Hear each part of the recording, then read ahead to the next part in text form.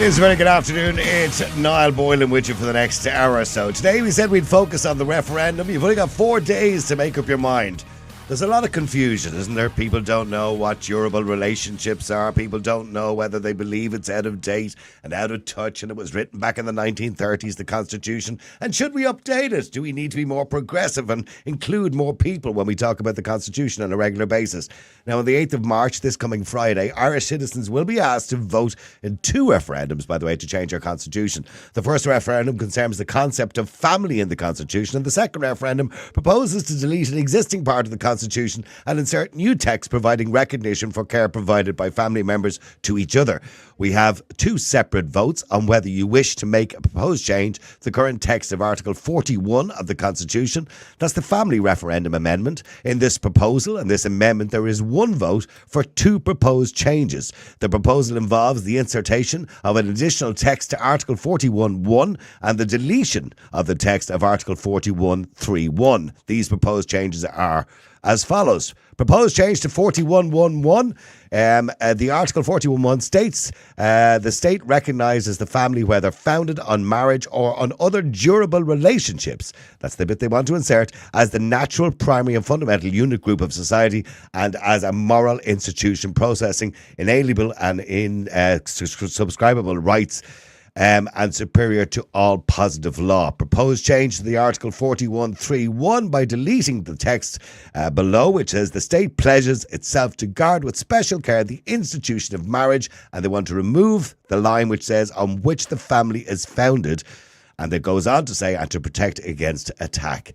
The Care Amendment, by the way, the 40th Amendment of the Constitution, will be given a green-coloured ballot paper, in case you're confused by colours. It proposes deleting the current Articles 41.2.1 and 41.2.2 and inserting a new Article 42B. Now, the original piece, by the way, that was in the Constitution that they want to remove says, in particular, the state recognises that by her life within the home, woman gives to the state a support without which the common good cannot be achieved. 41.2.2 says the state shall therefore endeavour to ensure that mothers shall not be obliged by economic necessity to engage in labour to the neglect of their duties in the home. Those 2 pieces will be removed, and they propose to replace that with the state recognises that the provision of care by members of the family to one another by reason of the bonds that exist among them gives to society a support without which the common good cannot be achieved, and shall strive to support such provisions. So you know now, it's very confusing. I understand a lot of people are very confused. Please look at the leaflet that you would have got in your door probably by now, and it will explain fully what they want to remove, what they want to change. Some people say we should leave it as it is. Other people want to move on and change it because they believe, look, the Constitution was written back in the 1930s. Things have changed a lot since then. Maybe, there was this whole idea that it was a woman's place was in the home, and that's the way they're kind of labelling this. But let's be clear. We want to be abundantly clear. At no point in the Constitution does it ever say a woman's place is in the home. We do understand that in previous times gone by, historically, women were bound to the home, particularly if they were in the public sector workers. But that's not the case now. Remember, of course, women can go out and they can earn a living and they can have careers, and there's nothing actually stopping them doing that. But the Constitution may seem outdated and archaic to some. So do you want to change it?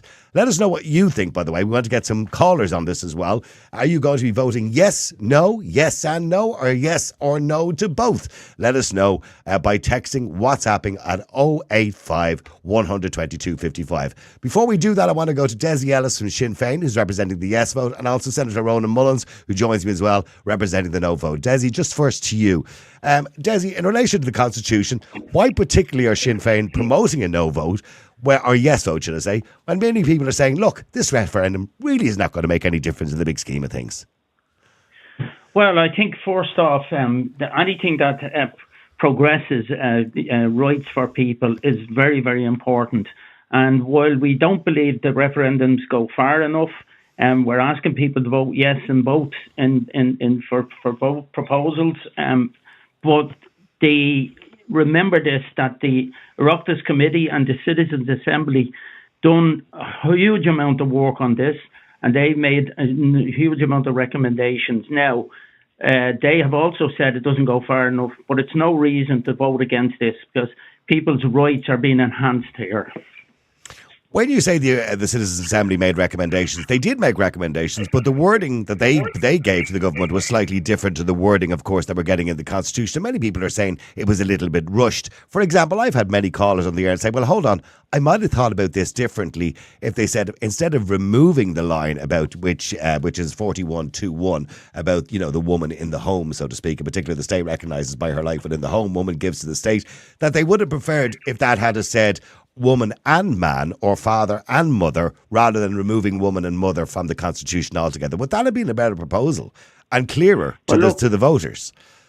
Yeah, look, we believe that it could have been worded a lot better. The issue here is now, this is what's in front of us now.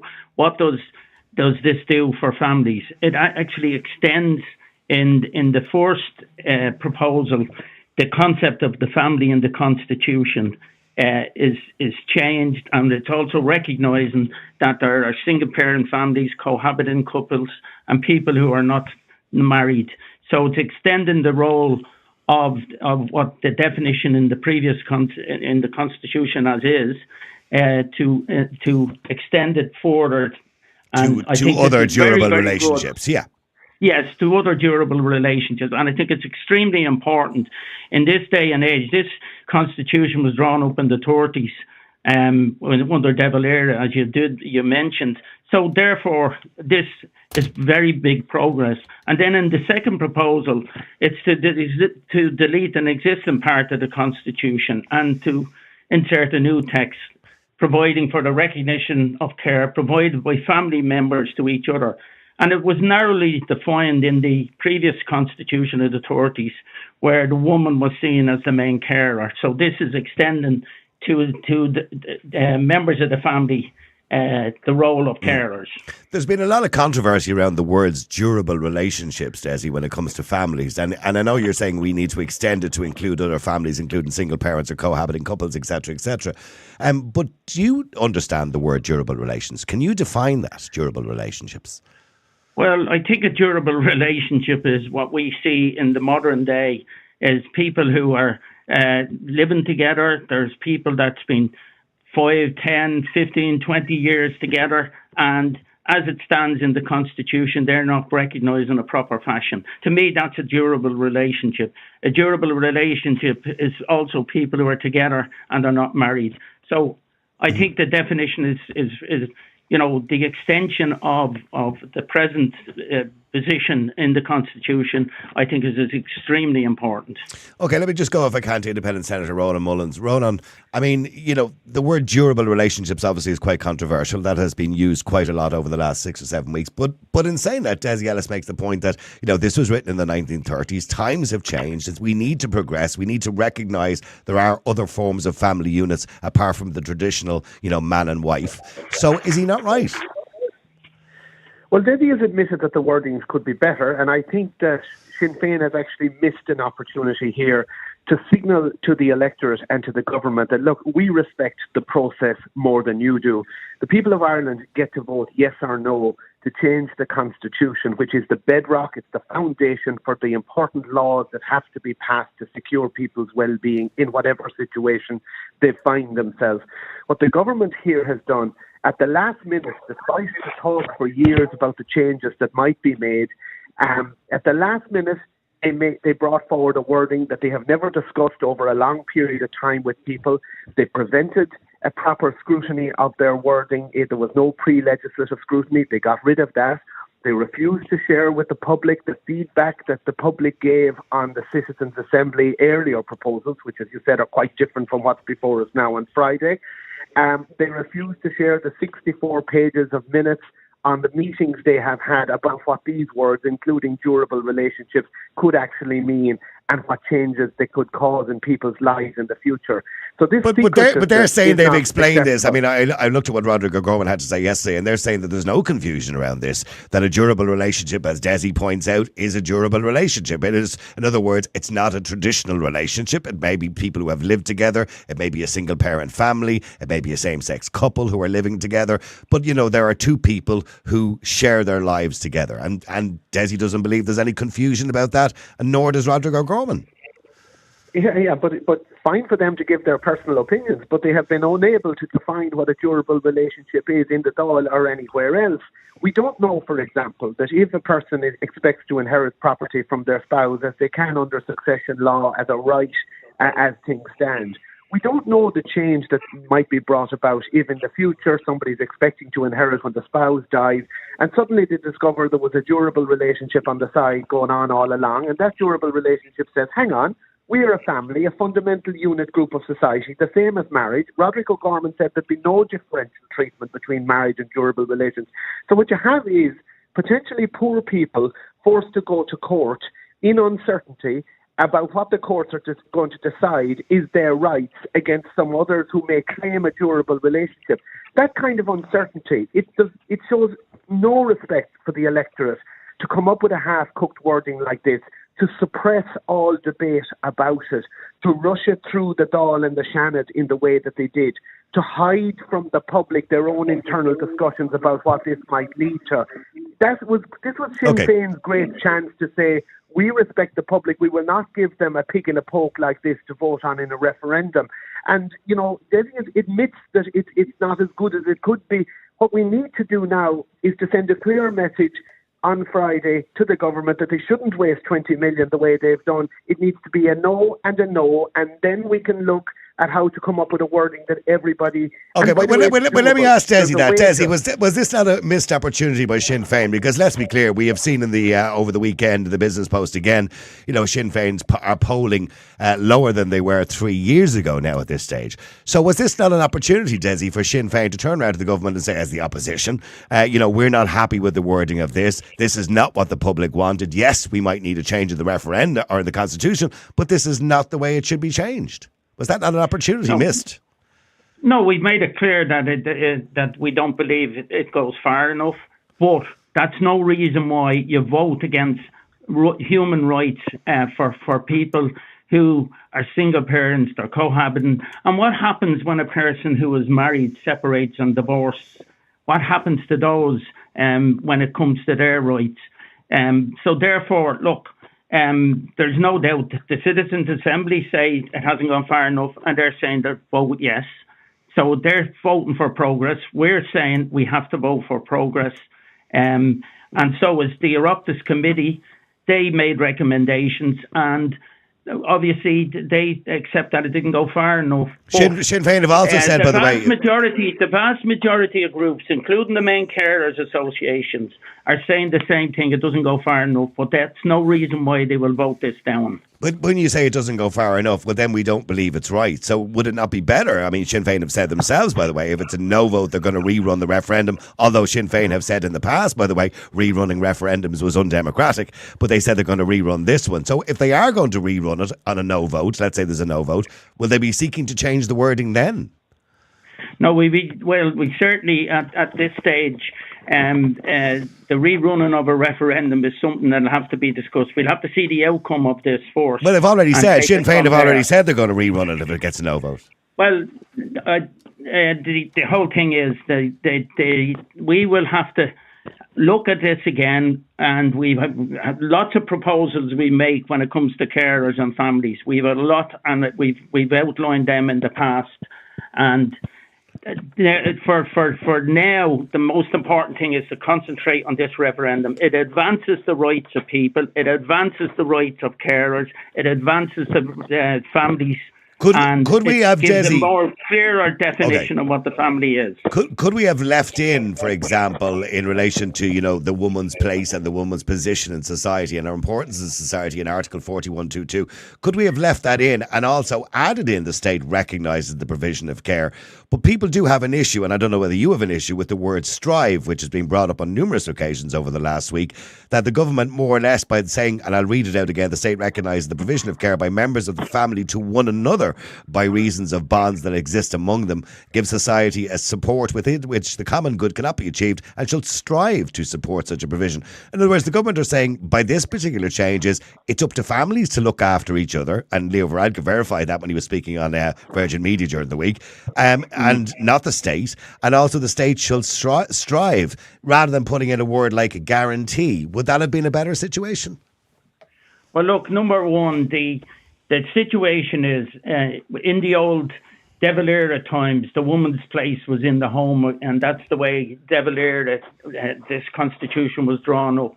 That's well outdated, and we need to move on. But it doesn't say from that. In fairness, it doesn't actually say that. But it's very clear that's what it means, and it's been very well said. No, that's completely wrong. No, it is. It's fairly clear. Judge Susan Denham of the Supreme Court Chief Justice pointed out that there was nothing in this wording that in any way disrespected women's various roles in or outside of the home, but it did give them a special advantage that they wouldn't be forced by economic necessity. Well, you've just said it there, that it gives the women a special advantage. On the treadmill. There's thousands of men and women, Desi, on the treadmill trying to get some kind of a work-life balance, and they actually support the bit of respect that this clause gives mothers in respect of what they do in the home. It should have been extended to fathers. But the question is, why did this have to be rushed? There isn't a single benefit that the government has been able to point to that you actually need this referendum in order to secure. We can legislate and already do for all sorts of situations, married families, other families, and it should have been possible, and we offered a wording that would respect both marriage and what it does for society and family, while also respecting families that weren't based on marriage. I mean, Ronan, it would be fair to say that you can legislate. Of course, you can legislate for cohabiting couples, and you can legislate for single parents, and you can legislate for all the different types of family groups. But in saying that, those families will say, that's fine, all well and dandy, we're legislated for, but we're not recognised in the Constitution. And isn't that the reason why? Think it was. That is a fair question. And as I said, what the government has done on each of these referendum proposals is they've come up with a very wrong and potentially dangerous answer to what was a reasonable question. It would have been perfectly possible to both signal the family based on marriage and to because marriage is good for society. There's lots of evidence. I don't doubt for a minute it is. Yeah, I've been married twice, and I still am. At the same time, it would have been possible to put in a wording that would have been respectful. But that's not what they've done. What they've done is they've imported this wording that could actually do harm, that could cause a lot of litigation, that could have unforeseen consequences. And they didn't need to do it because there was no immediate problem they had to solve. And what they could have done, instead of spending so much money on a standalone referendum, they could have run a referendum at a later point, more properly considered, maybe the same day as the local and European elections. And they still could, which is why we should send them back to the drawing board. But it's important to signal as well that what they're proposing to do on care is not satisfying carers. Desi talks about the different bodies that are supporting this. If you take away the spokespeople from the state-funded political parties and you take out the NGOs that are getting money from the state, like 95% of the money that the National Women's Council gets for its staffing comes from the government, it's actually hard to find any genuinely independent people who are out campaigning for a yes vote on this. And I think that's very significant. Okay, well let me just come back to that in relation to the carers aspect of it. But hang on, Ronan, for a second, just to be fair to Desi. Let me just come back. Desi, by your own admission, you said obviously it doesn't go far enough. Even carers have stated it doesn't go far enough, and it doesn't seem to go far enough because it doesn't oblige the state to look after anybody. So that wording should have been changed anyway. So again, I ask you, would it not have been more beneficial for Sinn Féin to oppose this and say, okay, we do need a change in the Constitution, as you admitted, and as Ronan admits as well, we do need a constitutional change, but this could be worded far better to include everybody and keep everybody happy with a better chance of getting it over the line. Well, look, this is not our referendum. This is the government who put this referendum forward. And what we have said is, while it is progress, and there's no doubt that in both cases it's progress. So do you vote against something that's progress? No, you progress as much as you can. But this is a permanent change, Desi. But that's kind of like saying, vote yes and we'll fix it later on. That's not really the way we should do things, is it? No. We are voting on what's there in front of us now, and this is an advancement for families. It's an advancement for carers. It may not go far enough in terms of what But I find that mind-blowing, Desi, that you're telling me you're supporting something that doesn't go far enough, or that's not worded correctly, or that doesn't really address the issues. So you're saying that you shouldn't vote for something that improves the positions of families? Well, I don't know whether it improves it or not.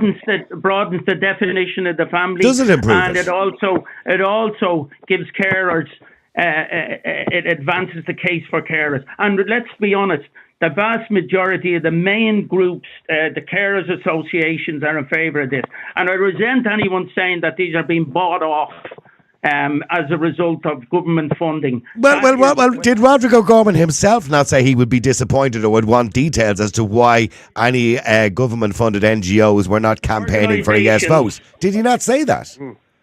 The assertion there that groups are being bought off because they're being funded by the state, that is absolutely appalling. I think the question has to be asked as to whether the state is indirectly funding the Yes campaign, which it is not supposed to do under the McKenna principles, by having so many state-funded NGOs being the only ones that seems around campaigning. I think what has happened here is that Sinn Féin has actually sided against ordinary people with government and NGO elites. Desi is presenting this as progress, but that doesn't go far enough. It's not progress. It could do harm. Why would you want to kick the word mother and the word home out of the Irish Constitution when what you should be doing is adding in the word father and parents? When you consider the parents that are on a work treadmill, that are trying to get some kind of work-life balance to be able to care for their children properly at home instead of them being forced out into the workplace all the time. This is an anti-ordinary people proposal, and Sinn Féin shouldn't be supporting it of all groups, given what they claim to represent. Sorry, Desi, go ahead. You can respond to that, Desi. Well, look, I made the point. Once this is a progress, it may not go far enough. We certainly believe that you could not vote and otherwise yes in this campaign because it improves the rights of people. Anything that improves the rights of people is extremely important. Okay. And should be supported, and I believe the people of Ireland should support it. Okay, just finally, will you? Well, hang on, Ronan. Just can you address the point Ronan made in relation to the McKenna principle? The McKenna principle, of course, means that taxpayers' money cannot be used to fund any side of a referendum. But Ronan is making the claim, as many others, including Michael McDougall and many others, that indeed taxpayers' money is funding NGOs, which indirectly by proxy is funding the Yes campaign. I mean, I don't accept that. That's like saying that everyone in state-funded positions are being influenced in this referendum. I resent that, and I believe that is outrageous to make that claim. Well, the claim is being made by numerous politicians. The political party is getting state money as well, so perhaps we need to look at the whole way in which state money funneled to the political and NGO sector could be corrupting our politics a bit by preventing having proper open discussion of issues. But the McKenna judgment was made for a reason, and that was that when it comes to a referendum, the people should be absolutely sovereign. And Desi Ellis's voice isn't any more important than any other ordinary person's voice.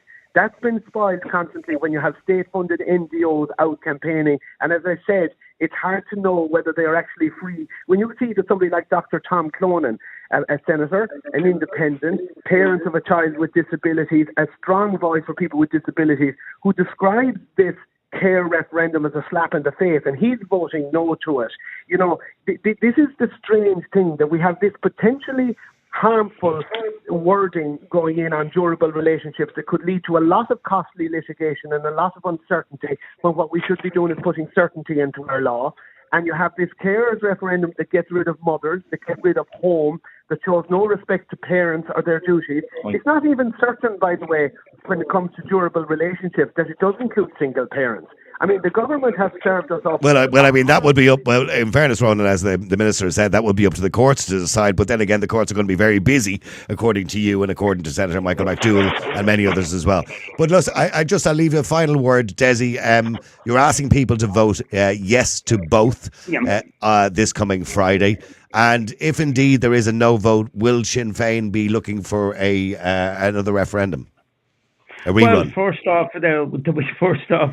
we have to get into government. But Mary Lou said they would. We'll be in government the next time round, and we'll be the majority party, hopefully. But we will then have to see what people have said and take into account what people have said, and then look at it. And will you be seeking to change the wording if there is a rerun? We'll certainly be looking at the rights of carers, and there's a lot of issues when it comes to carers that we believe need to be pushed So all those issues. And would the you be result of a seeking? no vote, Would you we be would have to seeking to consider. Would you be seeking to reword 4122 in relation to the word mother and woman to have maybe father and man added, if indeed there was a rerun, if there was a no vote? I think that's we will take the advice of the Citizens' Assembly. We'll look at all their recommendations, and then we will make considerations on that basis. A bit of leadership from Sinn Féin would have been nice on this occasion. Sorry, Ronan? A bit of leadership from Sinn Féin would have been nice. We are given leadership, and simply to respect Ronan, the public. we are given leadership, and we have made it very clear. We have given leadership. You're just like the government on this one, not listening to ordinary people, not allowing listening to ordinary people. I have them daily in my office. I have people daily, carers coming in here. You can't show any respect for ordinary voters. And you didn't have to come out and back such a half-baked wording like this, Desi. You know, I think you should have stood with the people on this and said the government must not put a question to the people that hasn't been thoroughly scrutinised first. The people will decide, not what you interpret what the people are going to do. We are asking the people to vote for progress, not to drive us back into the 30s. This is potentially harmful. Finally, not about the past. Lots of modern people don't like this wording because they think they don't like the uncertainty. Ronan, any change to the Constitution because of your view on the Constitution is dating back to the 30s, and that's your vision. Our vision is a new Ireland with rights as centre. The thing about this referendum, Niall, it's people of all shades of opinion that are concerned about this and are calling for a no vote. There's a coalition of people who believe that the government has acted very irresponsibly and arrogantly. And there's a coalition of people. Wording. There's an awful lot more people voting for asking for the yes vote. Okay, gentlemen. Thank you very much indeed. We'll agree to differ. Sinn Féin and Desi Ellis obviously calling for people to do a yes vote. Senator Roland Mullins and many other independent senators as well calling for a no vote. Listen, thank you very much indeed, gentlemen. I appreciate you both, Desi and Roland Mullins. Okay, you've heard. Well, there you go. Never the two shall twain, as they say. You should never bring them together. But Ronan Mullins, I don't think he's living in the 1930s. I think that's a bit of nonsense, to be honest, because Ronan himself, and by the way, Senator McDougall and many others have said they would be happy with a change of the Constitution, but just not the change that's being currently proposed by the government. Ronan Mullins claims Sinn Féin have missed an opportunity. Maybe to put a voice to the people, because, of course, we've seen Sinn Féin's polls have slid down over the last 3 years because people believe that they're not being in opposition, that they're just running with the government. Sinn Féin, they want you to vote yes, although by their own admission and Desi's admission, it doesn't go far enough. The wording is not right. Some carers are not happy about it. So they said if there's a no vote, they're going to do a rerun. But will they do a rerun with the same wording? I doubt it very much, because they probably just get another no. So what will happen on Friday? We won't know. And it's not up to me to try and predict what will happen on Friday. But I can only tell you just from my own Twitter account. But then again, that's an echo chamber, isn't it? I could argue that it probably is an echo chamber because my followers would be similar to me. But we got 9,000 votes on Twitter. 9,000. Now, that's not a scientific sample by any stretch of the imagination, because as I said already, it is my followers. And there's a little bit of an echo chamber in that, because they would be people who would be conservative. I'm a conservative, am I? 9,000 votes, 89% of people said they're voting no to both. 89%.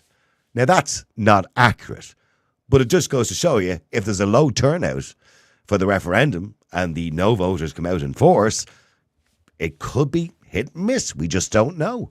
I don't know how this one will play out. I've always been good at predicting referendums, I feel. But on this occasion, I don't think I can predict the outcome.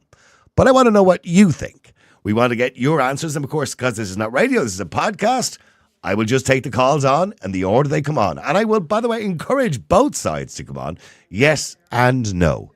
So if you're voting yes to both, no to both, yes to one, no to the other, please let us know. You should have a fair understanding of what it's all about at this stage, although there is a lot of confusion. I'm not going to lie to you. Let me go to Morris first if I can. Morris, hi, how are you? Niall, how are you doing? Everything good? That was a great debate you had on there for a few minutes. No, thanks very much indeed, Morris. Appreciate it. So, Morris, how would you be voting? I'll be voting no. I've read both sides of it, and there's my wife's phone ringing in the background. Yeah. I'll be voting no. I thought you were a Sinn Féin man. To me, I know I'm a Republican. It doesn't mean I have to go with a party. I believe in me flag. I honour the flag because I'm an ex-military man. And that flag means the world to me. But I thought you were. I think in the last election you told me you were a Sinn Féin supporter. You were voting for Sinn Féin. Well, you know, there are alternatives to the crowd that's in at the moment. The three-headed snake that stole the election. Fianna Fáil, Fine Gael and the Graham. You know, who are they to be running the country? Well, I'll tell you one thing. I admire them. Fine Gael and Fianna Fáil set up the Graham to give them the worst portfolios. They're standing out as the worst ministers ever in the country. Who'll get the flack in the next election? The Greens will be gone and who'll be left with their fat pensions? Fine Gael and Fianna Fáil. So we'll be voting no because they don't care about the women of Ireland. They don't care about the children of Ireland. They'd rather see them emigrate and give them a future here. They don't care about families with special needs. I marched on the streets of Dublin 40 years ago to get my autistic son an education, and nothing has changed. And my wife is his carer, you know, and he's doing his best as much as he can. But if you have a child at home that has epilepsy, Down syndrome, and all sorts of other medical conditions, this country doesn't give a crap about you because they're taking away your right as a woman and as a mother and as a carer. So I'll be voting no's for those people. Because if every mother that's a carer in this country said to the state, come into my home and take my child into care, you look after them, the country would be bankrupt. Oh, absolutely. Absolutely. By the way, there was a case, I can't talk about it too much, obviously, because it was meant to be before the Supreme Court on the 12th of this month. But mind you, if there's a no vote in the referendum, that's the end of that case. And that's the case of a mother who lost her carer's allowance for a disabled child who needs 24-hour care because her husband is earning slightly over the threshold. She lost €80 off her care. So she has bypassed the High Court, went straight to the Supreme Court for the Supreme Court to make a judgment. Now, if the Supreme Court made a judgment on that particular case, it could cost the state an awful lot of money. So people are saying, is it more than a coincidence they're running this referendum 3 days before she's supposed to be, or 4 days before she's supposed to be in court? Yeah. I don't think so. No, exactly. Because if there's a yes vote in this referendum, that makes that case null and void. I wouldn't mind. I met a minister that's involved in this referendum at the weekend, and basically any questions I asked him, I didn't know about that, we don't know about that, to my face and to my wife's face. I questioned him and I asked him. And he honestly turned around and said, well, actually, I don't know about that. But it's quite shocking, isn't it, that any minister or TD would be asking you to vote yes or no and not have a clue about what they're asking you to vote for, but however. We're outside the local supermarket, Noel. Thanks. All right. Thanks indeed, Morris. Appreciate you coming on the air. Let me go to John. John, hi. How are you? No, I'm just on my way, it's a bad day, right? I'm just on my way to Mallow, County Cork, where there's a donkey sanctuary, right? Yeah. And I'm going to purchase a donkey. I'm then bringing the donkey back up the Mallow Road into Cork and into my house. And I'm going to declare him or her part of my durable relationship. And I want it recognised by the state. Well, you never know. It could be. You might have to go to court to declare that one, by the way. But it does look like... But the durable relation thing certainly has confused people because a lot of people have different views of what a durable relationship is. Not even the state seems to know what a durable relationship is because they said that'll be up to the courts to determine. So maybe you and your donkey could appear before the judge. Well, this is it, But we could, let's be honest, I suppose you could stretch that out and say the law's an ass anyway, so how would that play out? Yeah, absolutely. So I'm assuming, John, you're voting no then to both. I am, and I'm not voting no just to be awkward, even though I believe there is a handy percentage of the electorate. This is the first chance they have to give the government a kicking on the back of what's happening. And we all know the main topic that's consuming everybody's mind and lips at the moment is the amount of people pouring into this country. And I think a percentage of the electorate, rightly or wrongly, will use this to kick the government. I predict that there'll be a no vote on both.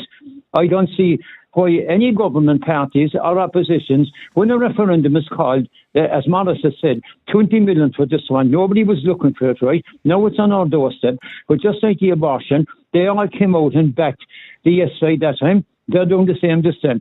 The idea of a referendum is the people decide. So why does any government party or parties or so-called opposition, right, have the right to come out and promote one side over the other? The only party in Dáil Éireann is into that is promoting a no side. Everybody else, Holly Kearns ran for cover this morning. She refused to come on local radio, and she's promoting the yes side. They have no confidence in their own argument. Can I say, to be fair, now, this is not my radio show. This is my podcast, which is slightly different. On the radio show, I've avoided talking about the referendum for very obvious reasons, right? Because I would be seen to be biased because I'm obviously a bit conservative. Of course, So I've decided to only talk about it on the podcast. On the podcast, we did make every single effort and we have contacted by email all the political parties. We contacted numerous campaigners for yes, and none of them have either replied or they've come back to us and said, no, nobody's available. So we have given everybody the opportunity, as we did with Desi Ellis today, to be fair. I wanted to give them the opportunity to come on, and Sinn Féin the opportunity to come on to campaign for their yes vote. I don't know what you thought of that particular interaction between Desi and Ronan. But I do believe that. The contribution there by Deli was ridiculous because his own party leader, who criticised Bertie Ahern, who dragged the Irish people back the second time they said it was anti-democratic. I know. Yeah, and now they're going to rerun the bloody thing again if they get into power and if they get an overall majority. What I find bizarre is Desi, by his own admission, said that Sinn Féin are not happy with the wording. They don't believe it goes far enough. They're not happy with the carers part of it. The way they're supporting it. But yet they're supporting it. Could they not have said to the government, well, let's not have the referendum and let's change the wording. Come back to us in a couple of months when you fix the wording. Why didn't they say that? There's something now that I haven't heard people say this, right?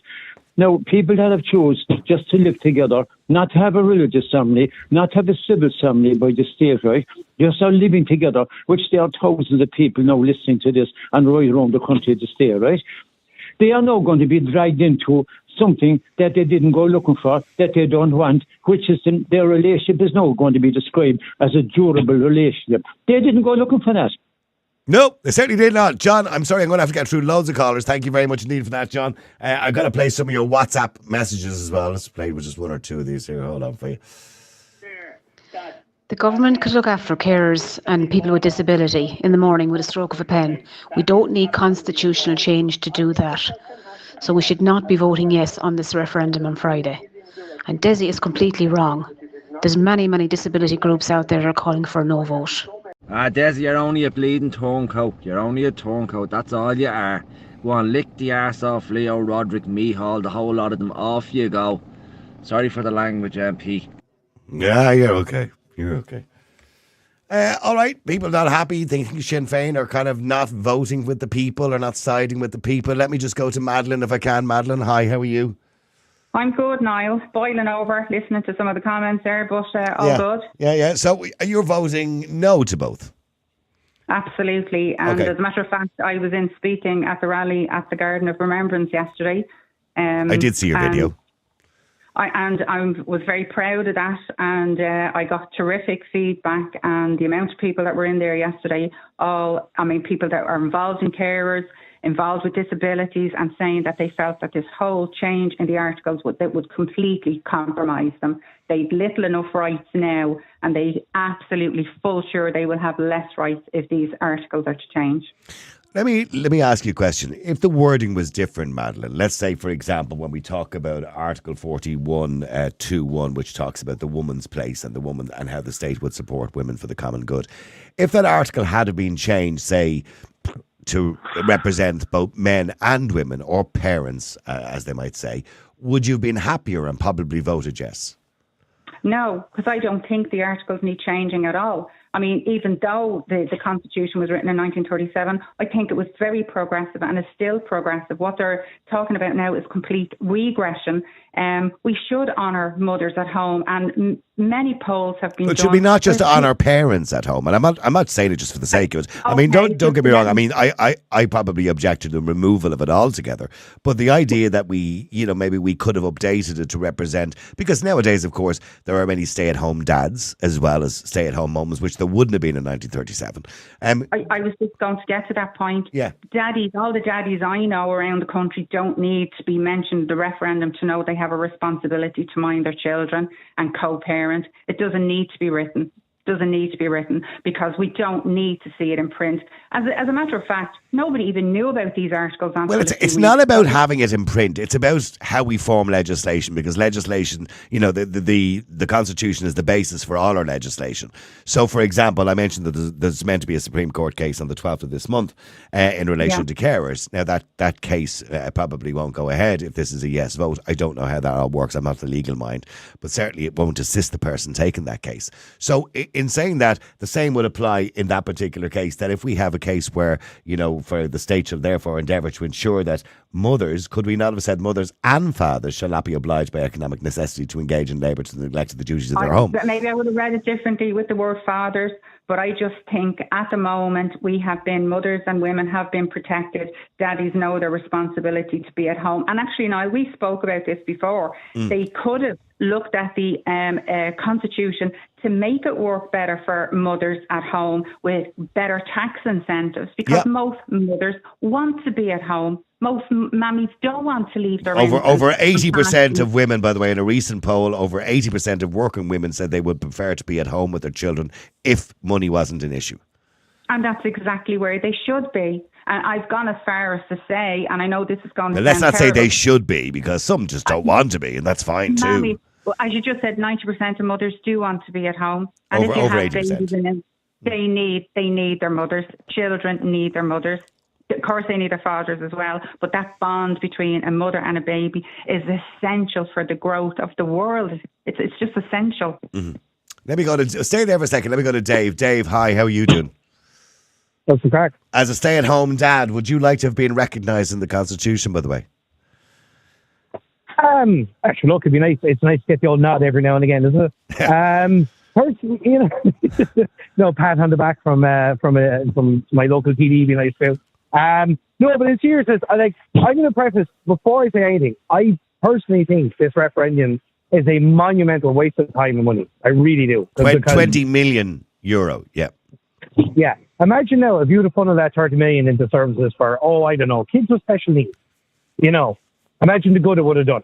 I mean, it's just, I don't really understand why most people didn't even know these articles in the Constitution even existed up until a little while. There's too much skullduggery. Well, people did. I've always known, it was always that, that line about the women in the house, that's how it was just kind of referred to, We kind of knew it was there, but it made no difference. It's like, I find it hilariously funny that both former female presidents, Mary McAleese, in particular, mentioned the other day on our Twitter account, about this idea that it's stopped women from progressing. And I said, that's a bit hypocritical. You saying that you're the president of the country. You couldn't have got any further if you asked, if you tried. Yeah, exactly. She was the president of the country back in the 90s. When, and Mary Robinson, yes. Yeah, and Mary Robinson. Do you know what I mean? So it didn't stop them. It didn't keep them in the home. No, and we've had some fairly fierce, female politicians. I mean, look, I'm no fan of Sinn Féin, but Mary Lou, fair play to women, she's able to hold her own. So I think it's insulting to women to say, it's almost like if it's voted, if we vote no, the Gestapo are going to be calling around to every house to make sure the woman's chain just reaches as far as the sink in the bedroom. Even the guy you had on there, he couldn't make a decent argument towards the end because the other guy was ripping him apart. And then he was like, you just want to go back to the 30s where a woman's place was in their home. That seems to be the default argument in all this. I mean, if they had to change it to mothers, fathers, single-sex couples, by the way, I don't know why you keep using that line, and the Yes campaigners particularly use that line, a woman's place is in the home, this outdated line. Do you know why it is? But it doesn't actually say that. I do think, by the way, I do believe that the Constitution always has to keep changing because it is a living document, as they call it. We updated to go with as society progresses. But that's fine. But I mean, but to say that the state shall therefore endeavour to ensure that mothers shall not be obliged by economic necessity to engage in the labour of the neglected duties in their home, and it says the state recognises that by her life within the home, woman gives to the state a support without which the common good cannot be achieved. I think that's a really nice line, by the way. But come here, for something that was written in the 1930s, that was progressive. It was. Oh, of course it was. But there's so many other things. Like you have the fact that they won't release any of the information about the talks they've had about it. You know what I mean? Mm-hmm. I personally find that insulting to everybody's intelligence. Yeah. the consultations from the NGOs, from other groups. Yeah. They won't release any of that. It's all we'll tell you when it's all over. When it's all over. And the part that I really, really, really don't like as well is when it says the state. The part about the state striving to provide help for carers. I mean, why couldn't they just put the state must provide help for carers? Well, they couldn't do that. That would cost too much money to do that. See, there you go. And again, and you know what? There's a part of me is like, this is it as well. And for a lot of other people, we're just sick to our backseat of being pontificated at by a bunch of overpaid gobshites who know less about the real world than a fucking cartoon character does. So a lot of them are going to be protest votes, and they're going to be up yours. We're not going to do what you ask. Madeline, what do you think? What if you were to predict the result on Friday? What do you think it would be? I think it's going to be a no. And can I just say... It's kind of hard to tell because, and I'm not being insulting to either one of you, but I suppose the groups you surround yourselves with, and even I would be the same. I feel the same way because I feel sometimes I'm in an echo chamber because I surround myself with people who kind of agree with me sometimes. So it's kind of hard to tell, isn't it?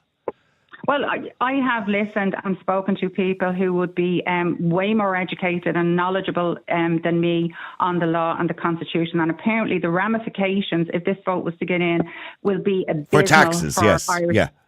For everything, the whole thing about the illegal immigration. No, this is not me saying this. This is me speaking to people. For family reunification you're talking about, yeah. Absolutely. And I'm furious at the likes of Mary Lou MacDonald. She speaks about reintroducing this referendum like we're all thick if we get this wrong. She said she would run it. She said they would run it again. But now that's why I was trying to get out Desi Ellis. If they did run it again, would they be seeking to change the wording? No, he didn't. He didn't commit to that, and I was a bit disappointed listening to Desi today because I always thought he was a man of the people. But to listen to Mary Lou MacDonald say we will be running this again, does she know something we don't know? Are they already in government? And I felt it was very insulting to Irish people to say that, and she more or less said, if you get this wrong, we'll be running again until we get the answer we want. And I thought it was very insulting. And that's not democratic. Well, when Sinn Féin were the very ones who said many years ago it was undemocratic to rerun a referendum. And it is, by the way, it is undemocratic to rerun a referendum because you've just asked the people already and now you're going to ask them again. Are you sure? I know. Well, I personally found that very insulting, and I just think for the future of the country and the world, we depend on the matriarchal structure within the family unit to make any sense of what is going on at the moment. Mothers' places are with their children, not necessarily in the home, but it's with our children. And the government over the years, and as I said, we've spoken about this, should have made it easier for women to stay at home. And it doesn't block you from having a career. I was a stay-at-home mother until my children went to secondary school. I went out then and had a 25-year-long career. So it does not stop women doing anything they want to do because they're the most powerful beings on the planet. Okay, we'll stay there for a second. By the way, I will give priority to anybody who wants to come on and say they're voting yes, because I want to be fair. I don't want to just have the show loaded with no voters, but that's the way it seems to be. Everybody texting in is telling me no. Let me know what you think. The number, by the way, is 085 122 55. That's 085 122 55. Let us know, what way are you voting? There's the number on the screen, 085 122 55. All right, tell us what way you're voting, okay? Because we need to know. Let me go to Joe. Joe, hi. How are you doing, Joe? Not too bad, Niall. Good afternoon. How are you? It's lashing rain here in Cork. It is. It's terrible, the weather. Oh, right. Okay. Always a good Irish start to a conversation, isn't it? Indeed, yeah. So, exactly. Joe, how are you voting? How are you voting? Well, I think, Niall, I've said it to you many times over the last couple of weeks, I'll be voting no. With a capital N on both. Even before this referendum was even brought up, I wouldn't have supported it anyway, because you know my views. This is a Green Party agenda, which has been backed and by certain political establishments, NGOs, and every Tom, Dick and Harry in the well-to-do society of this country. I would not support it, and I tell you something else. Like yourself, I am hoping that it will be defeated, but I think it's going to be very unpredictable what's going to happen, because you know I don't trust anybody in this country except for yourself now and Ben Scannell and probably one or two others who speak the truth in this country. I was listening to your interview there a while ago with Desi Ellis. Like, with respect now, Desi Ellis, he hasn't even been seen or heard of for the last couple of years, and all of a sudden he's coming out now talking as if he's... Well, he's not coming out and talking. We asked him to come on, in fairness. Yeah. He didn't just ring in, like... Yeah. We did ask him to come on.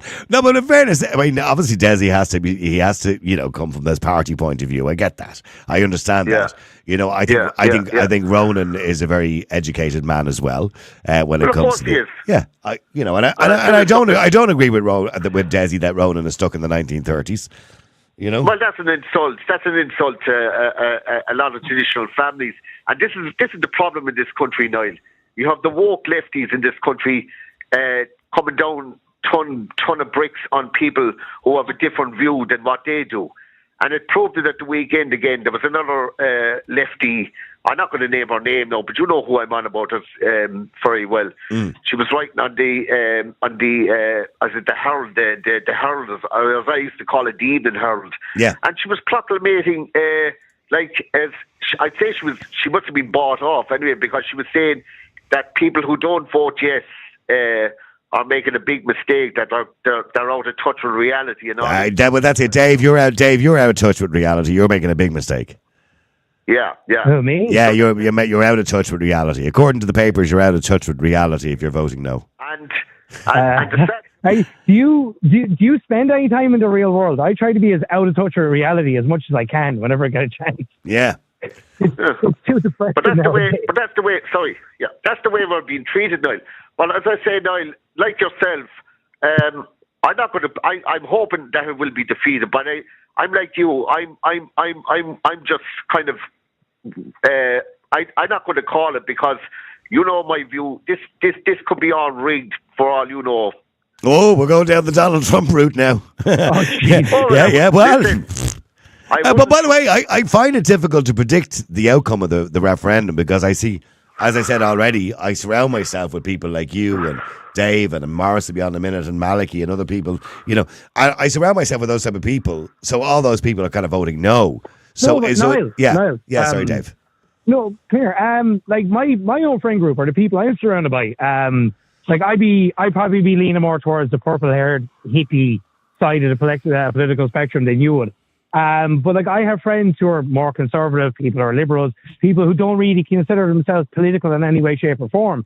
And the general consensus is no, because there's just, first of all, there's so much mistrust. Then people are really kind of iffy about, why is this being run? So, when you consider all the referendums you've had months and months and months, television debates here and there. This feels like it's just snuck up on everybody. Yeah. And personally, I think there's going to be a fairly low turnout for this.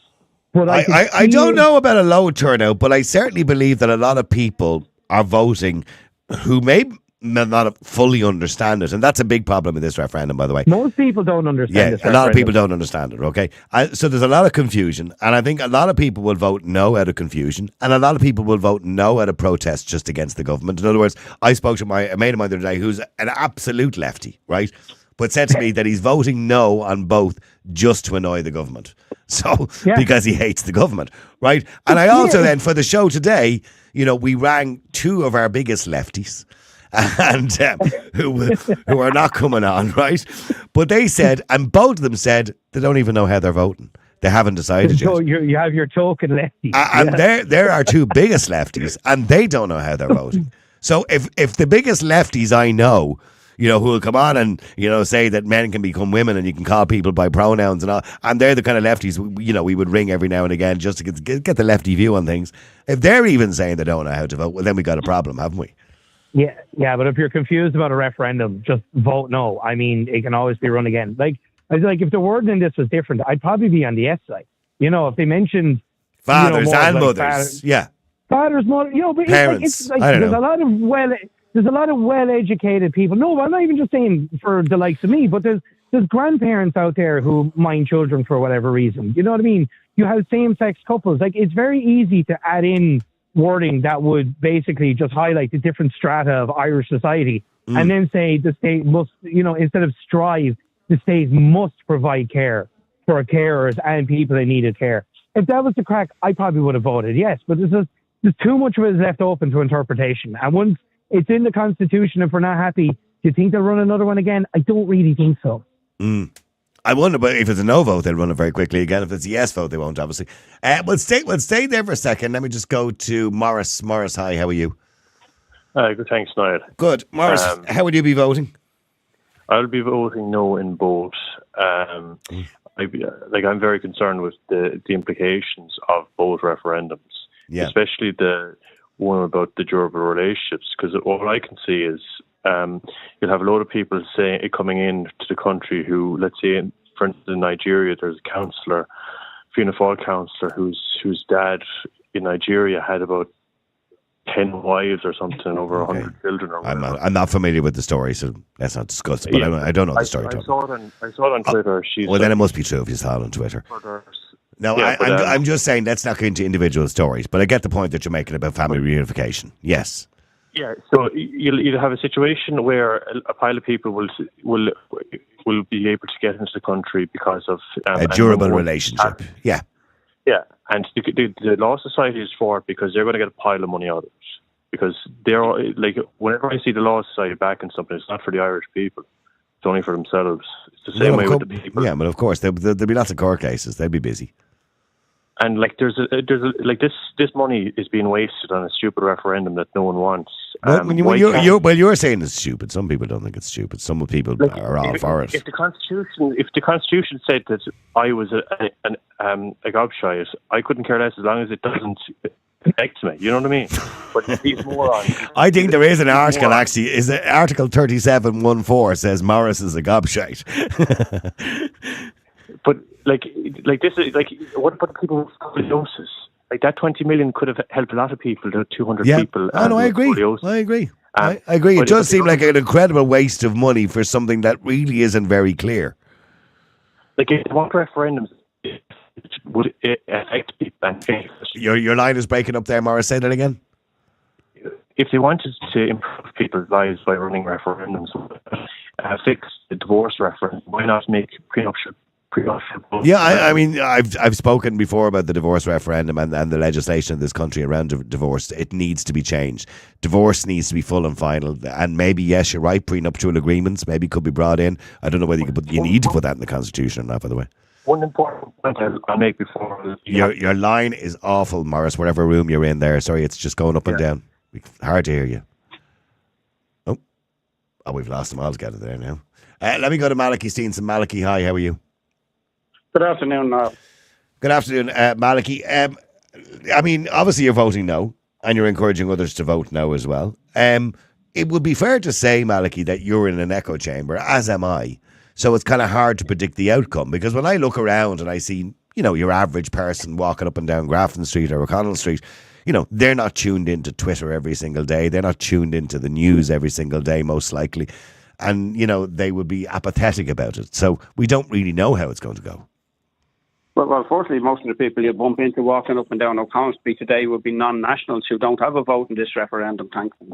Okay. And congratulations to Madeleine on a fabulous speech yesterday as well. Yep, I heard it. And I think, if you listen to the debate between Roland Mullen and Desi Ellis didn't appear to have any coherent arguments and was just, coming out with... His argument was he wanted people to vote yes because he believed it was a step forward or progressive step forward. Well, the least convincing of people to do that. And when you asked him, for instance, what was a durable relationship, he said, somebody in a relationship for 10 to 15 years. That is not defined anywhere. He might as well have said 2 years. He might as well have said 50 years. The pamphlets that they sent around to people's houses said 2 years, didn't it? Well, you see, the reality is that it said a durable relationship, according to the government. A durable relationship is a permanent relationship, although it doesn't have to be romantic. A permanent relationship for more than 2 years. Niall, if you look at Jerry Springer, a durable relationship could be a one-night stand in today's climate. We have there is no definition for it. But that's one of the problems. Okay, but a lot of times, Malachy, and I'm not just giving you this argument because I just want to try and be a little bit balanced if I can. A lot of times when we do make changes in the Constitution, some of those changes have to be tested by the courts. That's quite common, isn't it? Well, no, it's not. Because what we do is we change the Constitution after the Supreme Court says that something is not covered or is covered or needs to be changed. This is what happened with the whole abortion thing after the X case when there was an amendment to the Constitution then, or it was interpreted in a certain way, right? Mm-hmm. You don't consciously put in things, because remember, it's not the poor people who'll be able to go to court to find these things out. It'll be wealthier people who'll have to take the challenge, or funded by NGOs who are not going to fund anything in this regime. But let's just look at what the Constitution does say. And people keep rabbiting on about women being chained to sinks and all of this nonsense. Why did De Valera put in the provision that women should not have to work outside of the home for economic reasons? And people need to put their minds back to the 1930s. But you can also argue that women who worked in the civil service or the private sector or the public sector, should say, weren't allowed to work. Hold on, that's nothing to do with the Constitution. Nothing whatsoever to do with the Constitution. Right, and I'll come back to that in a minute. In the 1930s, when this Constitution was being debated in the Dáil, the reasons for putting in that women out of economic necessity should not have to work outside of the home was to protect working class mothers who are having to work in factories on assembly lines for very little pay. It was the wealthy women who could stay at home, or the middle class women who could stay at home and not have to go out and work, because of necessity. And if you look at the bar on the marriage bar, as it was called, which has gone since the 1970s. Oh, I know that. We were children right? And that only applied to people who worked from the banks and the civil services. In the case of the civil service, it was government policy. In the case of the banks, it was bank policy. If a woman was working in a shop or any normal job, and nobody in my area, Niall, at that time, in the 1970s, worked for either the civil service or the banks, they were excluded from those roles. So it didn't affect, by and large, working class communities. It affected the middle classes. And eventually that was done away with. But nothing in the Constitution made that happen. That was government policy. And it wasn't a bar on all women working. It was a bar on women working after they got married in certain professions. And that was not even legislation. It was just the way things were done. And that has gone since the 70s. So if we go back and say everything that's gone, for 40, 50 years now at this stage, we have to somehow come back to, this is a bit like the arguments on that we're responsible for slavery 300 years ago. It's nonsensical. And this does not, if they were to wait, and one of the reasons they brought this referendum this week rather than next month is because they are petrified of the decision which is likely to come in the Supreme Court in relation to carers' allowance. That is why they're bringing it. And they pontificate about, we're bringing it on an International Women's Day. Well, let me say this to anybody who votes yes on Friday. They should not be then hypocritical and buy their mother a bunch of flowers on Monday or on Sunday, because they have just destroyed everything a mother stands for if they vote yes. And, you talk about echo chambers and all of that. And, we do live in echo chambers to some extent. And of course we do. Say, Malik, I put up a Twitter poll and there was 9,000 votes on it. Mind you, it was a bit weird that it was exactly 9,000. I don't know how Twitter works that one out. But anyway, there was 9,000 votes and 89% said they're voting no to both. Now, to me, that doesn't seem accurate to me. What I can say, Niall, is that people who I would not normally put on our side of the fence have indicated to me in the past period that they're voting no. Somebody mentioned the Law Society there earlier. The Law Society came out in support of this referendum, as they've done in all of the other referendums. They did not ask one member of the Law Society, and I'm a member of the Law Society. You have to be as a solicitor, and it cost me $2,500 a year. And I'm glad to see that a solicitor who sits on the family law panel in the Law Society, Garrett Noble, resigned from that committee today because of the actions of the Law Society and not even consulting its members in relation to this issue. So in other words, you're saying they don't speak on your behalf. Okay, well, stay there, Malachy, just for a second. No, hang on, Malachy, just to be fair, because I want to go. No, hang on, Malachy. I want to go to Clarity if I can. Malachy, I'll come back to you. Clarity, hi, how are you? Hi, Niall. No, good. I'm sorry, we tried to get you a little earlier there with your phone numbers. Okay, so you're voting yes. Thank God. You're voting yes to both. Explain to me why you're voting yes to both. I take the example as a person who just got Irish citizenship. I think it's important that the Constitution reflects the state of the country as it exists today. So when you take out Whereas like women entirely, and when you add concepts like durable relationships, it allows it to expand and reflect what Irish society is actually looking like today, and there's potential for laws and statutes going forward that could potentially benefit from it. And family dynamics, they don't look like the same way that they used to. So I think it's just an acknowledgement of the state that family dynamics have changed. Is the word durable relationship not kind of diluting what a family is actually really about? But that's what a lot of people are confused by. That a durable relationship could essentially be anything. You know, you and, one of your buddies could be in a durable relationship. Me and my dog. I mean, if you look at the impacts of what it is, so let's just say I'm in a throuple and or some other family constellation, and then both parents of a child dies. What is that third party that's co-raised that child entitled to in the state today? And currently, it's up to the individual judges to determine. But do you believe? I mean, that's an extreme version, obviously, the throuple, and they were asked about this in the doll. Do you believe that people in a throuple should have the same rights in the Constitution as, say, a man and woman who are married? I mean, what's the purpose of marriage in the first place? Is to create future members of society and children and create a structure in which to raise them. We're not a theocracy anymore, right? The government and the church are separate entities.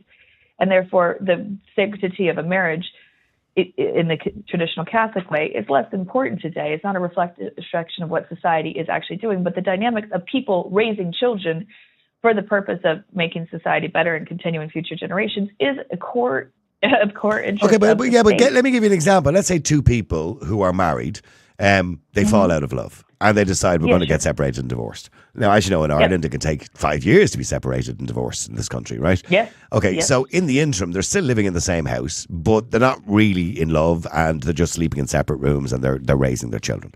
So the man decides, I want another relationship because I'm missing the old bit of hunky-dory.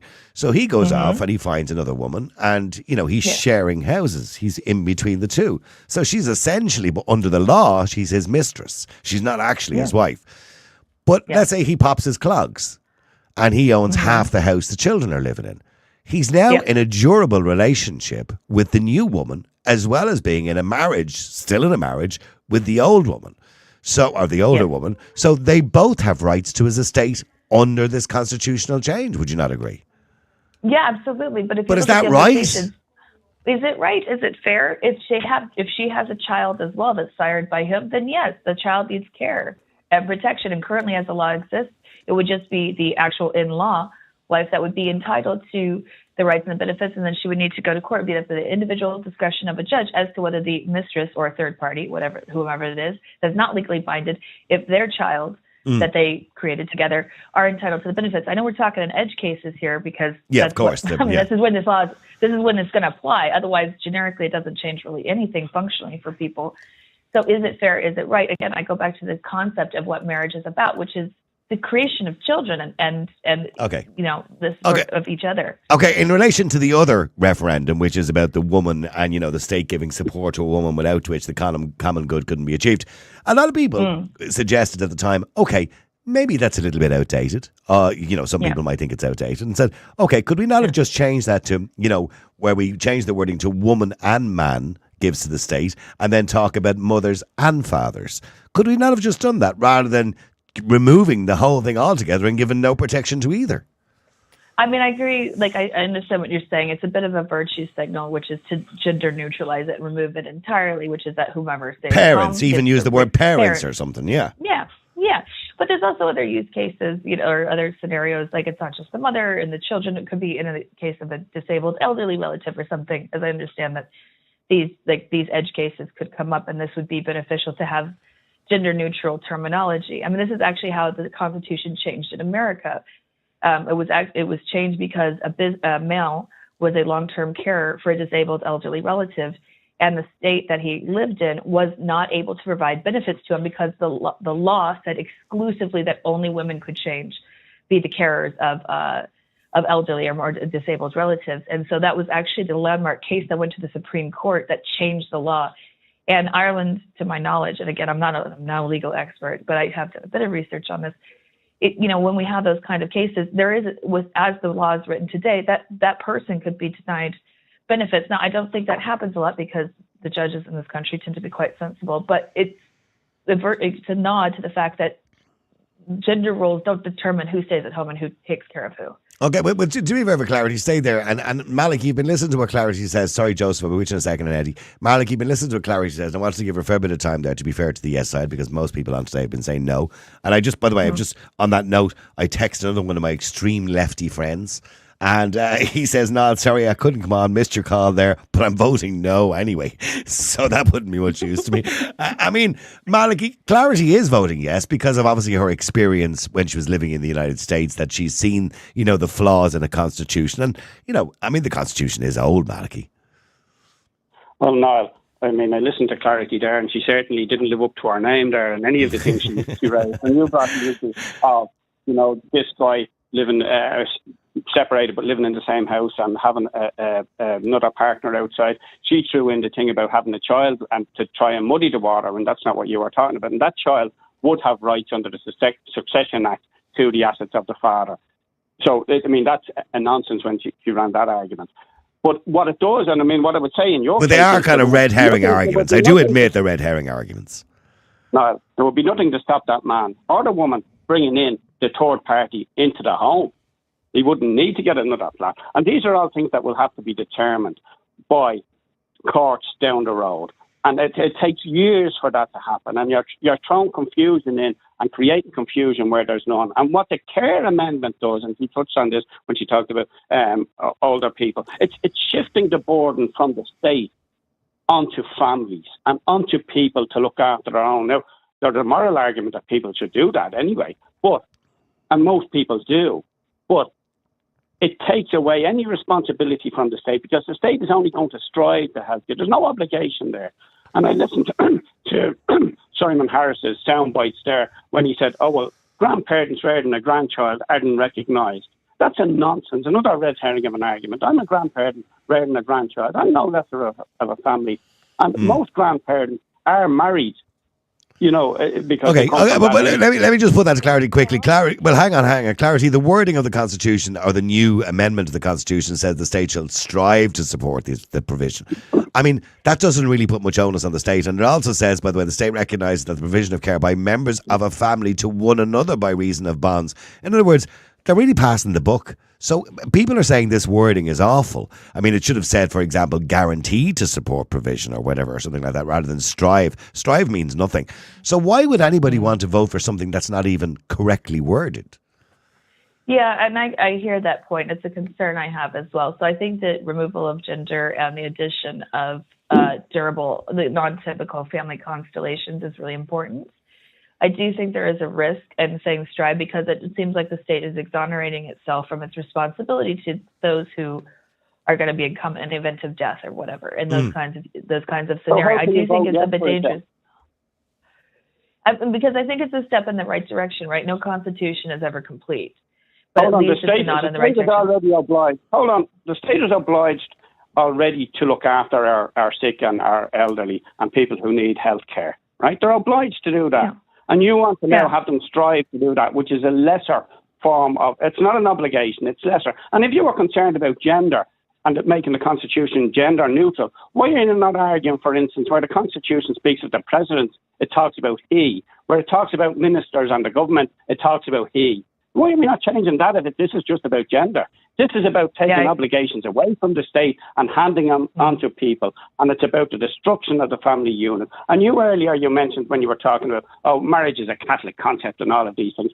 Every religion in the world that I'm aware of has some form of marriage. And in this country, when we were pagan, we had marriage. There has always been, from the very start of Judean Christian tradition, there has always been a family-based... I think marriage, to be fair, Clarity, it's more than just a religious occasion. If you want to talk about matrimony, of course, that's a religious occasion. Yeah. But I think marriage in itself is a state institution to protect, it's for inheritance. It's for all sorts of reasons that we have marriage. Yeah. I mean, Clarity, just stay with me, because thank you, Malik. I want to go to Joseph. I have two more people to get to before I finish this up as well. Joseph, you've been listening to what Clarity's saying and why she's voting yes, and I want to keep her there to be fair and balanced. So, Joseph, you're voting no.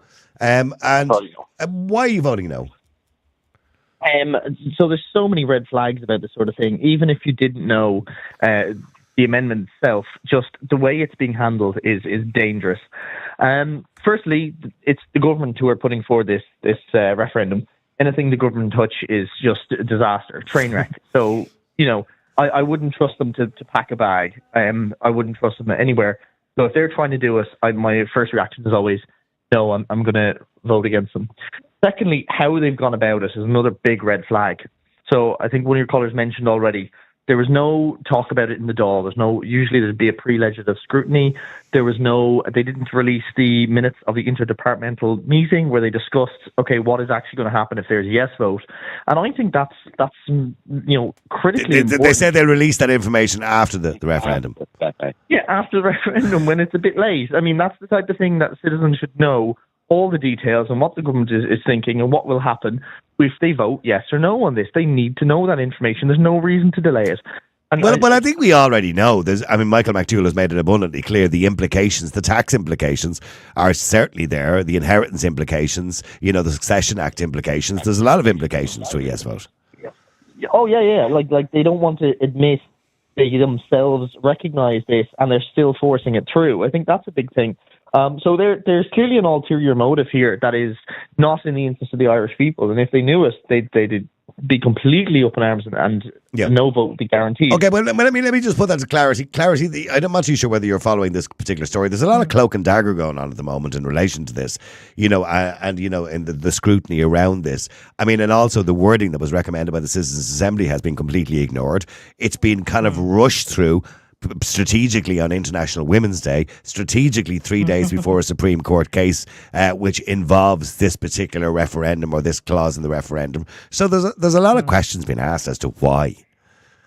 Yeah, and I think, I go back to what I say, which is what I originally said, which I think there's a bit of virtue signaling. The fact that every single party, the Green Party initially, suggested, as I understand, but every Fine Gael, Fianna Fáil, all of them have aligned behind it. I think all of this is a virtue signal. This is the difference between the Irish Constitution and how its amendments work versus where I come from, which is that there's no such thing as a popular referendum. I think by doing it this way, it's the politicians sort of exonerating themselves. And I can see how you could twirl your mustache and see, nefarious elements at play of the government expunging itself, exonerating itself from its responsibility and the way it came forth and the urgency of it.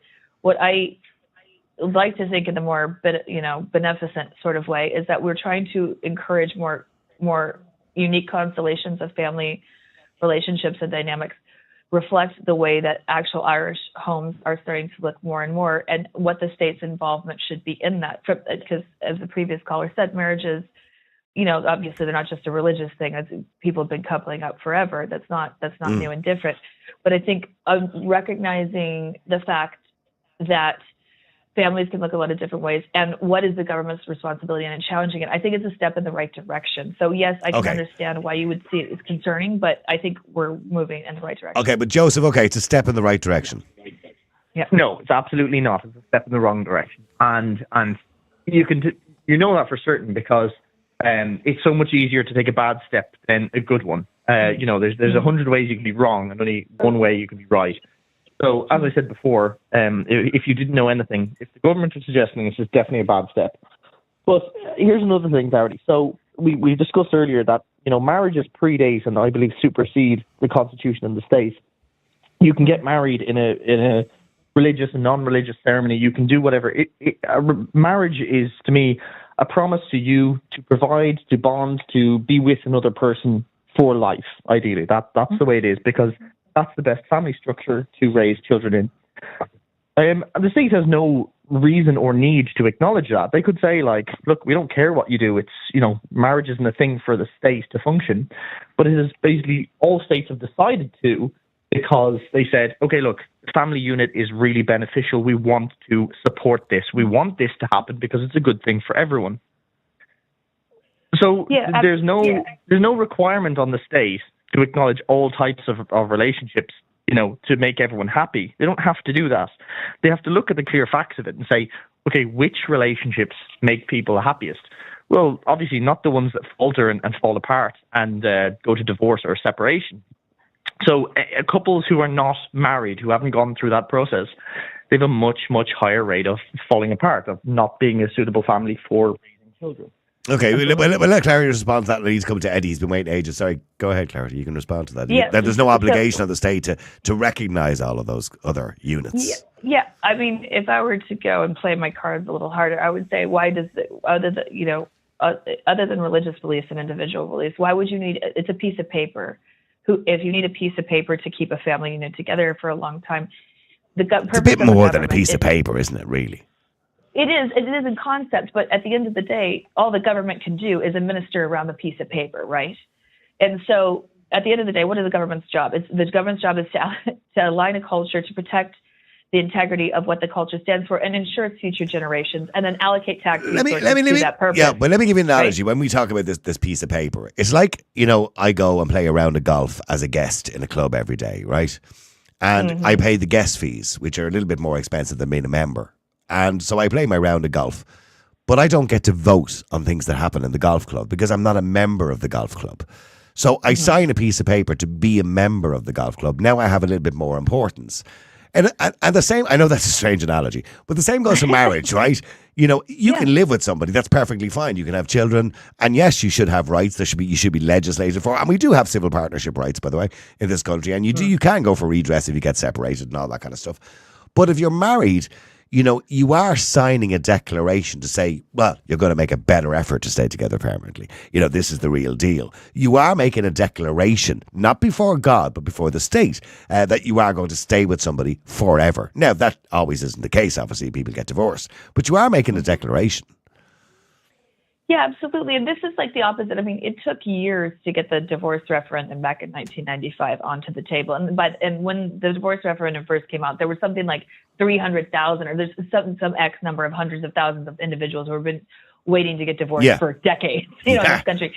And I see this as the opposite, right? Which is that we're allowing family units to look differently. So, for example, I am involved with my godson. I'm very involved in his raising. If I'm going to throw with his mother and father, they're married.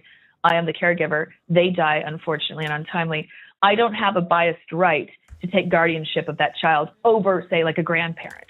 Mm-hmm. I think this law is moving us, the change of the Constitution is moving us closer to say that let's be realistic about what these things look like. Grandparents are 80s. She's young and able, working, and has also been involved in the caring of this child throughout their entire life. They should have priority and preferential treatment, and the state is honoring and acknowledging that, and it's using intentionally vague language because they don't know. They want to say, if you wanted to talk about all the different constellations of a way a family could look or what the responsibility of the state's going to be, that would take paragraphs and pages to be able to encapsulate all of the potential use cases of how family dynamics will change over time. I have nothing against marriage. I have nothing against long-term partnership. I just think when it comes to how the state should administer its governance around that, it's acknowledging its own weakness in doing so, which is why there's intentionally weak or even feeble language in it, which I agree, it could be better. There's room for opportunity, but the sentiment is the correct one, I think. Okay. Well, stay there. Let me just bring Eddie in as well. Eddie, hi, how are you?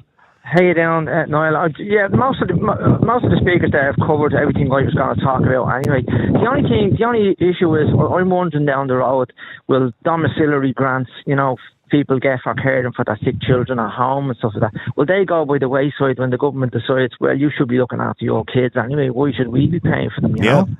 I know. And people are, actually, that's what Malachy pointed out, this particular line, this kind of strive to support such provision, and then obviously placing the onus. Only means try. That's all strive means, is try. That's just another word for try.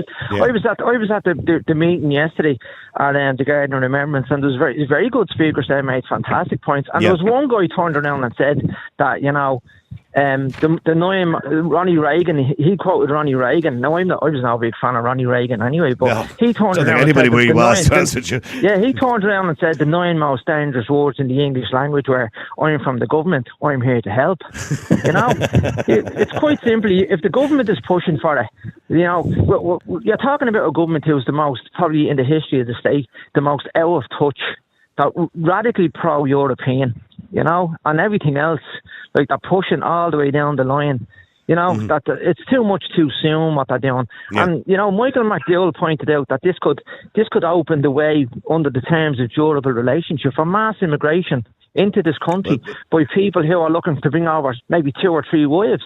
Well, at the moment, the current average for family reunification is 12, and they said if this passes, that could extend that to at least double those figures. Yeah. Because obviously people can claim that, people back home are in durable relationships. Yeah, well, a Muslim man over here can probably, even undressed is laws but his wives, wives. But his wives are not recognised under Irish law. Now can they claim? But he could claim he's in a durable relationship with those women. Yes, he could. Yeah, exactly. But they're not recognised as wives under Irish law. I'm on a building site here at the moment. So. It's okay. It's a bit noisy. All right, Eddie. Eddie, listen. Thanks for that. I want to bring Anya in as well if I can, just before we finish. Anya, hi. Hi, Niall. How's it going? Good. You've been listening to Clarity there, and I'm keeping Clarity on for a level of clarity, pardon the pun. Obviously because I want to give some level of balance to the yes voters who seem to be very shy coming on the air. But Anya, you're voting no as well. Yeah, I'm absolutely voting no. Niall, I am a stay-at-home mammy. I work 1 day a week. I'm also a carer to my children with additional needs. Yeah. And I'm also advocating for carers because at the end of the day, I was 4 years waiting for one child to be assessed, and he's only getting his appointment next week. I had to go private with my daughter. I have a son who is hearing impaired and also waiting to be assessed for autism. And I just want to say the government don't care about carers. I've done a battle back and forward, writing letters to and fro, just fighting for my children's rights. So it's an absolute joke that NGOs come in claiming that they are for carers because they're so out of touch with real people. And let's remember that they're 96% funded, a lot of this, by the government. So they have the incentive to keep the government happy with the yes vote. And also I think, to be honest with you, being a stay-at-home mother at the moment, I have the right, say if anything was to ever happen between myself and my husband, at the moment I am protected by the rights that are in the Constitution, that I will never be forced out of the home through economic necessity. Are you really protected by those rights? Because let's be honest, although it's nice to have that in the Constitution, I don't think any woman has ever been given enough money over the last 30 or 40 years to stay at home. There has been a case that went to the Supreme Court, and a woman fought that on that right, her husband had to continue paying alimony. So I'm just saying, and there are also child benefit is another one that has to be considered. And I just want to say, but that's Niall, separate. Child benefit is separate in the Constitution. But go on, but it's also automatically paid to mothers. What happens when you remove the mother out of the Constitution? And I just want to say, this whole referendum to me is not about giving rights to anyone else. It's about removing rights from women, and that's what it's really boils down to. You want to remove the woman word and the mother word, and at the end of the day, most women don't want that. Well, let me just finally on that note go to clarity on that. Clarity, it's about removing the word woman, removing the word mother, and that's not what we should be looking at and should be doing. I completely agree that the government should absolutely do more for whoever the primary carer is and the primary parent. It's abysmal. I've heard so many stories like hers of the government not taking failing years or failing. Yeah, basically failing, and it's ineptitude to be able to in order to support families in this way and provide them the benefits that they actually need and require and that they're entitled to. I don't see this law, I keep saying law, sorry, I don't see this constitutional amendment as threatening that whatsoever. But imagine if this situation was vice versa and she was in the workplace and her spouse was at home. Would the law protect him? And this is what I advocate for. And by the way, I advocate for that as well. I advocate for that too, that we should have something in there to protect men that stay at home. Yeah. But the point Anya is making is, it's the only mention of the word mother in the Constitution. There's 3 mentions of the word woman, and both of those other mentions are with woman and man, right? So by woman and man have the right to go to work, etc., etc. But this is the only individual mention of the word woman, and the only mention of the word mother and the recognition of a mother. I mean, that recognition is important. Why would we want to remove it? It is important, but again, there's also fathers that are not represented in that. Okay, well, if you wanted to do that, well then why not? Add the word father in if that's really what we wanted to do? Why remove the word mother? There seems to be this kind of thing, certainly over the last 2 or 3 years that I've noticed, even within the HSE, within everything, just remove the word woman, replace it with person, pregnant people, all this kind of carry on. Yeah. Remove the word woman constantly all the time.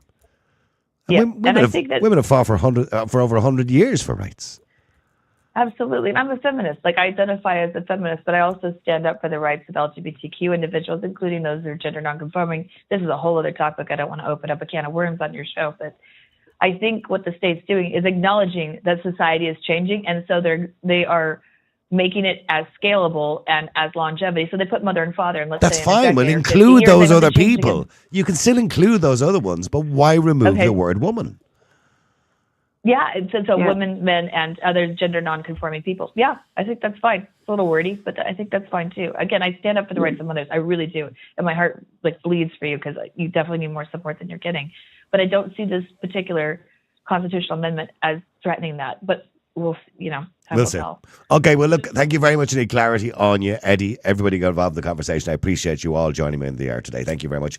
The overwhelming majority of people who texted in, by the way, said they were voting no. Can I just point out? But again, that's just my show. People know that I'm a conservative, so I'm not saying that's scientific in any shape or form. It's entirely up to you how you want to vote on Friday. I'm not going to tell you which way you can vote. When we see, I'm looking here, we had to turn loads of callers away who wanted to come on the air, all in support of no. Literally hundreds, according to one of my producers downstairs. Rob Jarvis says on WhatsApp, Niall, we haven't gotten our voting cards or any info on the vote yet, but my mum got her card. Okay, here's the thing. If you haven't already got your voting or your polling card, you don't need it. Check the register of electors, make sure your name is there. Go to your local polling centre where you're supposed to go, where you always go, and bring your identification with you. You don't actually need the polling card. I support the defence of a no votes as somebody else in the upcoming referendums. That's it comes from me to declare. Full-time mother of 9. Cueva says, would yes voters on the marriage referendum, me being one, have been happy with a durable relationship status instead? I don't think so, says Cueva. Geronimo says they know they're wrong, but if they want that money, they just have to just do what they're told. Just Watching says on X, because they're afraid you'll ask them what a durable relationship is, or even more shocking, what is a woman? Jackie Comboy says, for any referendum to happen, the full facts should be on the table. Do the Irish citizens have the full facts? Also, this should be a neutral campaign by the government, but it's not. Is this right or wrong? Tricia says, voting, no. Ray says, no, this referendum is only being held as a backdoor entry for trans ideology and more immigration. All right, people have their own ideas as to why it's been held. Anyway, listen, thank you very much indeed. I'll be interviewing Michael McNamara, by the way, by the referendum in about an hour's time or so, and I'll put that up on the podcast a little bit later on this evening as well. Or you can get that by going to our website at niallboylan.com, because we don't stream everything. Some of the messages, by the way, coming in. Somebody says, Niall, your website is your podcast is unplayable for the past week or more here on X, and your website is just buffers and buffers. It doesn't load. Are your upload speeds bandwidth capped per month? Well, firstly, we don't upload it or play it through the website. It's done by Streamcast. And secondly, I've never had any problem with it, and other people are watching it on Twitter and don't seem to have an issue with it. So I suggest that maybe the problem may not be our end, but I'll check it out and make sure. But I don't think the problem is our end, Ken. Loads and loads of people texting in. By the way, don't forget, go to our website, support us, keep supporting us. And you can do that very easily by donating or subscribing on the website. Thank you to one or two people who subscribed over the weekend. I really, really appreciate it. It helps to pay a bill. Please help us to continue to allow you to have a platform. There is no other radio station or radio show around the country or podcast around the country that's giving you that opportunity, like today, to come on. We don't vet you. We don't say, oh, you can't come on because you're a no voter. You can't come on because you're a yes voter. We just take them as they come, and they come on the air. That's the way it is. There's nowhere else, and we'll give you that opportunity to say whatever it is you want to say. All you got to do is support us by going to our website and subscribing. We don't get paid for doing this, but we do need to pay our costs. So please subscribe. It's $5.99 a month plus tax, which is basically like buying us a cup of coffee between the three of us. Thank you very much indeed for supporting us. And by the way, if you can support us by subscribing, please donate. You can donate 5 or 5 million, whatever you want to donate. And for everybody who donates or subscribes every single day, we have one of these mugs to give away. Yay! You can win one of those mugs every single day. We give one away a day. No, we don't give Trump away, but you can buy him on the website, the Trumpinator. Anyway, listen, thank you very much indeed to everybody. We shall talk to you again tomorrow at the same time. Until then, have a great day. The multi-award-winning Niall Boylan Podcast. Listen live on Facebook, YouTube, and all the usual live stream services. To get in touch, just WhatsApp or text 085 100 2255. The Niall Boylan Podcast. They told me to shut up. Available for download from all your usual platforms.